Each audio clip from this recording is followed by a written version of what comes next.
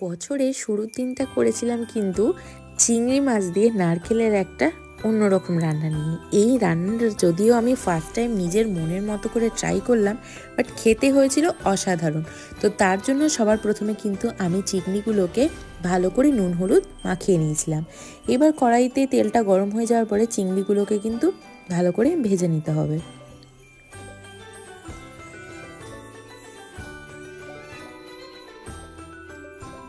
চিংড়ি মাছ কিন্তু আমরা সবসময় একটু হালকাই ভাজি, একটু রঙটা ধরে আসলে কিন্তু চিংড়ি মাছটা নামিয়ে দেবো, কারণ চিংড়ি মাছটা বেশি ভাজলে কিন্তু একটু শক্ত হয়ে যায়।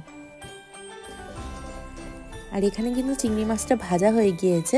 আর এইখানে কিন্তু গরম তেলে আমি লঙ্কাটাকে একটু থেতো করে নিয়েছি, তার সাথে সাথে গোটা গরম মশলা আর একটু হিং দিয়ে ভালো করে নাড়িয়ে চাড়িয়ে নেব।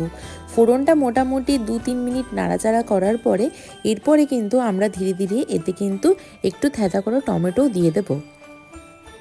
টমেটোটা আমি এখানটাতে একটু থেতে দিয়েছি যাতে তাড়াতাড়ি গলে যায়। এরপর একটু নুন দিয়ে দিয়েছি।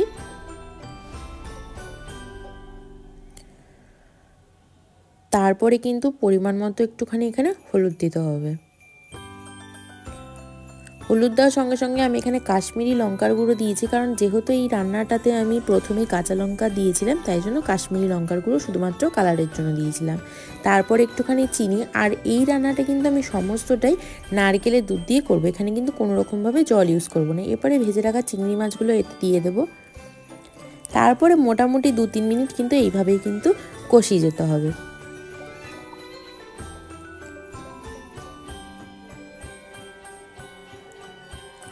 মোটামুটি 2-3 মিনিট কষানোর পরে আমি আবার নারকেল দুধটা দিয়ে দিলাম।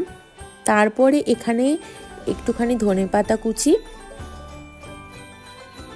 লঙ্কা কুচি আর একটু কোড়া নারকেলও দিয়ে দিলাম।